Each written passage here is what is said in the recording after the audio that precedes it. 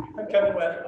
I work on this project called SharedStreets, which is actually a collaboration with the National Association of Transportation Officials, which is a network of cities around the country and the DOTs in the cities, thinking about how they can make the cities work better from a transportation perspective. And the collaboration is really realizing that there's this moment we're in right now in cities where there's a tremendous amount of things happening in the transport space that depend on new kinds of data and new kinds of insight being shared between different organizations. And there's actually not a clear framework right now how to do that. The folks at NACTO have been thinking about this problem for a long time. There's things like Uber and Lyft to come to the cities and developing frameworks to kind of manage that. And there's a whole range of those things that just keep popping up every day, the dockless scooters and bikes. And trying to create a framework around that really fundamentally depends on creating infrastructure digitally to understand it. So the work on SharedStreets was really a recognition that there wasn't a place to house that.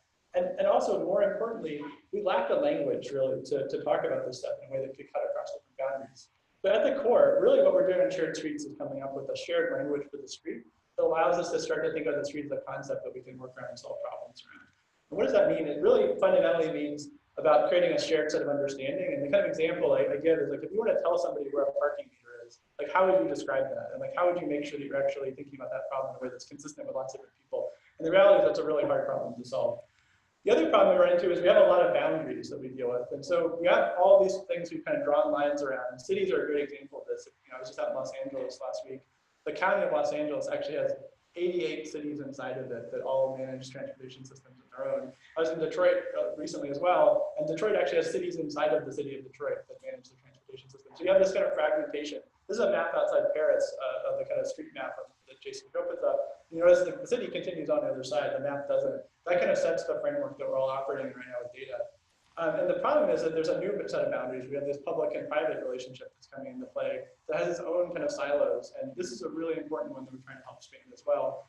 This is actually something that happened a few weeks ago where we got Uber and Lyft and Ford who all kind of joined into the work we're doing in SharedStreets and said, look, we actually want to be able to talk to each other about what's going on.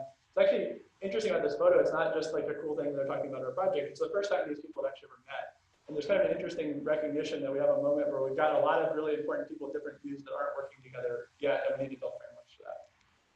So what does this mean to build a shared language? So really the problem we're trying to grapple with is where we are right now with data. Like the state of the art like today is this problem where we've got different views of the world attached to maps. We have to connect them together, start to create a shared set of facts. But every time we do it, we end up with this massive reconciliation problem. The world we want is where we can start to move data back and forth between different maps and different representations of how we think about these things digitally, but we actually don't have the tools to do that. And the reason why this is a problem is that we're talking about things in transportation data in spatial dimension. This idea that these things exist in space is the tool that we're using to solve this problem, but the transportation system is really not truly spatial. The problem with transportation is this is really a network dimensional problem. If you look at this map on the side, there's this little point over there. You got the point on the map dropped on the red pushpin. When you talk about that in the transportation context, it's not clear what you're referring to. It could be a bunch of different streets going in different directions, and we don't have a way to describe what we actually mean by that. But we're using that red dot to describe something in the transportation context. So SharedStreets is really thinking about how do we switch from a spatial dimension to a network dimensional model of the street. And that it's really not fundamentally different than when we think about latitude and longitude as a data on the map. It's like how do we create data on a network? How do we describe where we are in a network in a way that we can talk about the movement of a vehicle or the movement of a person or the flow of something over a network in the same kind of specificity that we talk about things in geospatial terms right now. So the way we do this, and just to kind of break this down, we actually built up a kind of a framework for kind of pulling out the kind of variables that describe street segments. And this actually comes from this really cool work that TomTom did a bunch of years ago to get traffic onto sat-nav devices in cars before it connected internet, smartphone kind of world. They're pushing over FM radio and they wanted to be able to describe streets and send traffic data. And the map on the car might be different than the map that they were sending. And I came up with this project called OpenLR, which said, look, you can boil the street down to a set of properties that uniquely describe every street segment from intersection to intersection. And once you have those properties, you can agree you're talking about the same street or you don't know what each other are talking about. You got to figure out how to solve it. So we started with that set of variables and said, okay, that's a really useful way to say, there's a common set of street segments that we can refer back to in different maps, and there's a set of properties that kind of describe those in an abstract sense. But the problem is we're not interested in just sending traffic data to cars, we're interested in talking about transportation data in a much more complex way. So there's a whole set of things about kind of linear referencing and locations along streets that we have to build on top of that. That's a lot of our work on SharedStreets has been kind of going from the idea of a street segment to other kinds of layers of data that we can link onto that and use as a building block. And the way that we do this is we think about the map as a starting point. We turn it into the kind of generic kind of representation of street segments. And then the next step, which is really crucial, and this is a part that I think is really important to convey, is that we need to make it indexable and referenceable or addressable. So we take all those attributes and the things that are described in this abstract street, we turn them into a short form deterministic hash of those, and it creates an ID that you can then put in a database column and a table and an index against it. And I'll show you an example of how we use that to do analytics in a second. So this is what you go from as a street to a reference. And once you do that, you can start to go back to this question I would refer to the parking meter. You can put a point on the street where the parking meter is, and you can say, oh, now I can tell you where that is, and you can figure out I'm talking about the same thing. 2 points make a line, and then you have the ability to describe features along the streets. We have a language for doing that then you can move between different environments. So the problem in this, though, is that you have to have a network to have a network dimensional data set. And the problem is, I'm not going to make a reference to Borges, so ignore the picture. The problem is that there is no unique map of the world that we can actually do this from. So we have lots of different maps that are all kind of universal. They're all kind of like attempting to be useful, but they're only partly correct. So our view on this is really to step back and say we have to reconcile between these. So the way we do that is we start with OpenStreetMap, actually. We build out a global tile set from OpenStreetMap, using that's a really nice foundation to work globally. And we made this available. This is an open data set. There's tools that generate these references from the OpenStreetMap data. It can be generated from GIS data the same way. This is an example of what they look like in Detroit. This is just a screenshot from a tool we built to visualize the references. But the view of this is actually once you have the references, the ability to create references, you can start to create consensus between different maps. You can create crosswalks across them. So our long-term goal in this, and we really want to work with, is to get folks who are building maps that are OpenStreetMap to start to do the same thing and say we can create an agreement that we're talking about the same street in different places using the same IDs. This is an example of doing this in Seattle, where these are 3 different GIS data sets. Street closures, street parking, and the centerline data, all in separate GIS spatial systems. They have no identifiers that relate to each other to them. They just happen to be near each other. We went through and did the reconciliation using the model we have for SharedStreets to do matching. And these are lines, those same lines drawn again, using those exact kind of like, coordinate space along this ID. And the visualization you see right here is actually just being done in Mapbox.gl, where they offset the lines and make them look cool. They're all referring to the same entity in the database, and they're being visualized as being related to each other. So that kind of example I showed before, the IDs is what makes that possible. So the way this works from a data standpoint, just to kind of break it down, is we have this idea of this referencing system to describe streets. We have an idea of like, how do you talk about things along the street as a referenceable location? And then building from that, what we really want to get into, this is the meat of the work, is to say we want to be able to talk about things that matter. So one part of that is to talk about the regulations and features and things that cities manage and deal with in terms of infrastructure, create standards and applications around this that we can build on top of this sort of language. And so you can say, hey, here's what the parking meter is, and someone else actually understands it, can utilize that data that isn't using your GIS database. But for today, I want to talk about this other side of it, which is how do you use an analysis and think about applications that actually use this data for spatial data science. The way we're interested in doing this is actually think about the point as a starting point. So you've got the point there. When we look at data science, there's actually, you have lots of points. The problem is, it's nice to have one point, but we've got a billion of them. How do we get information out of it? Well, it turns out that sort of breaking it down and putting it in a network actually is a useful starting point for that. So the reason why is that if you think of the points, we can't add them together. We can't do quantitative operations on these spatial data sets in the way that we're getting them right now from GPS. That's largely because we're working with them as a 2-dimensional space. So if you think about the network model again, and we're thinking of how we want to work with data on networks, that's fantastic. The problem is we're using 2-dimensional tools to do the analysis. We've got this extra dimension where we're bringing in a heat map and trying to say, like, squint your eyes, you can see they're all in the same place, and then you can make a guess at what that means. Or we're doing things where we bin them into thematic 2-dimensional categories. Those are really powerful tools. They're not the right tool for talking about a flow over a network. So here's what happens if you start to go back to this idea of projecting in the network dimension. You can move the points into the line. You can say, well, they actually relate to the street. And once you say they relate to the street, you can say we can start to group them together and create structure around those things as a category or as a thematic layer. So essentially what we're talking about is going from the points to creating thematic data along linear segments. And once you do that, you can start to combine these things together. So you have multiple people with different data. You can bring them together and actually create the summation of those and start to do some operations on them. That's what we're doing in our SharedStreets, and these are the kind of meat of our work. This is an example of doing this with taxi data. This is about 1 million trips in DC from the taxi meters, pick up and drop off locations. When we bin them into the street, created categories, for these spatial units where we can categorize these trips into, And then when you go from there, you actually have the ability to say, I want to ask questions about how this changes over time. I want to ask questions about how different companies like combine together to shape the view on this. And what we're doing right now in DC is taking data from Uber, Lyft, and a taxi company, doing that summation and creating a map that shows all of them together. And then you end up with the ability to start to ask questions about what's happening in the street, not just where the bunch of points are. And the cool example of this, I just saw just yesterday, this experiment and pilot we were doing in DC just was able to help shape DC's policies about how they're going to create spaces for future mobility operations. They just allocated a bunch of new space and streets based on partly on this analysis, which is a really cool thing to see that starting to feed back into the policy world already. So big data allows us to create addressable kind of thematic information, and it creates a language for that. And we want to put that out there as a tool for people to use. But pins are cool, but really we want to start talking about movement and the kind of flows. We started on this, and this is something we're working on other examples of data to actually create layers. We can talk about not just events, but actually about flows over the network and velocities and traffic data. And this is actually where our work began, was on traffic data. The other piece of this that comes up in all of it is periodicity. So we have a lot of data that happens in cycles. So in our kind of internal models we built on SharedStreets, we started to create some kind of primitives or kind of standards for how we can talk about time on like a weekly cycle. And the data you saw in the pickup and drop-offs is kind of binned into these frameworks for how to do this. This is an example of the same framework looking at traffic data. This is showing distribution of speeds in Bogota using the same time kind of model, and then also linking it back to these references. There's not just the average speed there, there's actually a set of distributions of speeds of vehicles that let us start to ask questions about how fast vehicles are moving on each of these network edges. And this was pulled out of GPS data that was then snapped to SharedStreets and used to create the traffic data set. So aggregation allows us to do a couple of really cool things. It allows us to think about privacy in a new way. This is a really crucial thing we're dealing with a lot of these data sets. We have to bring them in, and they're coming from really sensitive applications and sources.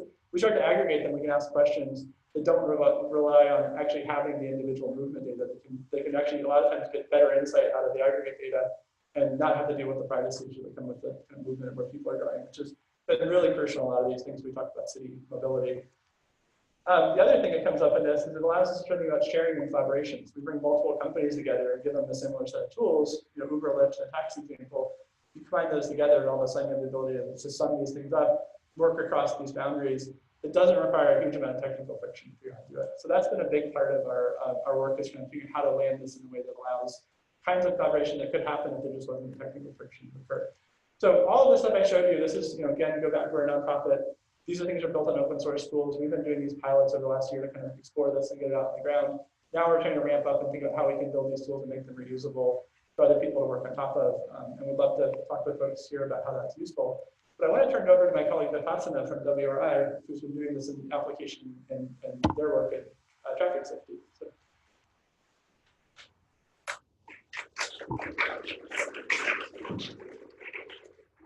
Thanks, Kevin. So I'm Vipassana, and I work as a data scientist at the World Resources Institute. We're a global nonprofit that does research around and advocates for safer and healthier cities. And the one area where we're most excited to leverage the platform and the referencing system that SharedStreets has developed is improving road safety. So road safety is a big issue. 1.3 million people die each year from traffic crashes. It's the leading cause of death for people between ages 15 to 29. And it's a problem that's recognized at a higher level. One of the targets for the UN Sustainable Development Goals is to have all deaths from traffic crashes by 2020. But the challenges of improving the situation at a city level are multifold. One of the challenges is that road safety is not a political priority. That cities think they're responsible for, and often this stems from the fact that road safety is seen as an issue of personal responsibility. The victim should have been more careful, or the person driving the car should have been more careful. City officials, planners, and engineers don't necessarily recognize the part that they play over here. And so the work that WRI does is research and advocacy around this. We try to change the framing of the problem. We have local offices in different continents. We work with city officials and try to change this. And we have a report that you can see online. It's called Sustainable and Safe. And it's all built around the framework of safe systems, which is an approach developed in Sweden and the Netherlands. And it recognizes a few core principles. One is that humans make mistakes and we're vulnerable to whatever impact.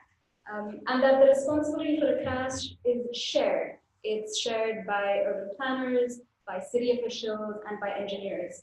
And how they can make things better is through a bunch of action areas we have over here, but I'm going to focus on two, which are also the ones where SharedStreets helps us. One is street design, and the other is speed management. And so I'll talk about those two in a bit, but there are certain other challenges that SharedStreets helps us with. The first is like the minimal collaboration between the relevant government bodies. So in the case of road safety analysis, there is a lot of crash data. It's in piles and piles of police reports in like, a document somewhere like the founder of Enigma spoke about. It's like a Google all of this. And it's not used in a systematic way by, let's say, the ministry that's responsible for street design and road design and safety. And so the work that WRI has done is to take all of these reports and just digitize this data, convert it into points, because this is really valuable information that can only be leveraged if it is digitized. But apart from that, there is some data that is just like lacking or hard to get. And this is often like speed data from vehicles. It's not good enough for the purpose of road safety analysis to know the average speed of the road. In fact, it's not even good enough to know, the quarter mile per block. You need to know where a car is accelerating, because that's where the crash happens. And so SharedStreets, with its partnerships and its ability to aggregate this data to a level that is both granular enough for us to use and also protects the privacy of whoever is providing the data source, has really helped us move forward. And I want to talk a bit more about why speed is really important. Because that's what our analysis centers on. Our perception of speed does not match the impact of the crash. The percentage of the risk of death when you're hit with a car at 30 kilometers per hour is 15%. But at 50 kilometers per hour, it is over 80%. And so this is sort of the difference between falling off the first floor of a building versus the fifth or sixth floor. And so because this is the thing that makes a difference and it can be controlled systematically, that's why we're choosing to focus on speed. Another reason is we have vulnerable users of the road who don't perceive speed the way adults do. Children don't perceive speed, danger, or distance, and it's just not fair to ascribe responsibility on them or even like their caretakers. And so I want to provide you with a case study of some of this work. It's just exploratory and it uses SharedStreets. So we digitized all of the crashes data over 3 years. This is 60,000 points, which were manually mapped, and passed it through SharedStreets system and generate and attached it to the linear references of the street along the street edges. And we also have the speed data from Easy Taxi, which is a taxi company, a similar transport network company in Bogota in Colombia. And while what you see here is a simple thing of joining the point data with the flow data, it also helps you think about the way people interact with the street, cars and people, in the way that the problem actually manifests. So traditionally, a lot of road safety analysis would be hotspot analysis. You see the sort of large circles over there, it would just be a big blob. But this sort of distorts what is actually happening, because still, crash will only happen on the street. And it's not just the one street. All of the streets connected to it play a role in the street where the collision happens. And this is the way the analysis should be done, but it's also helped me think about the problem differently. For instance, here the data is aggregated at the street edge. The collisions data is aggregated at the street edge, but it could very easily be aggregated at the intersection. So every street that is connected to it, plays a part to that particular collision happening. And so this is the work that we've done so far, and I'm really excited to see where we go forward. But also, apart from road safety, the exciting thing about SharedStreets is that it lets you do analysis at the level of the street. which is the level that humans, the biking, walking human, is most comfortable with. And so, yeah. Thank you.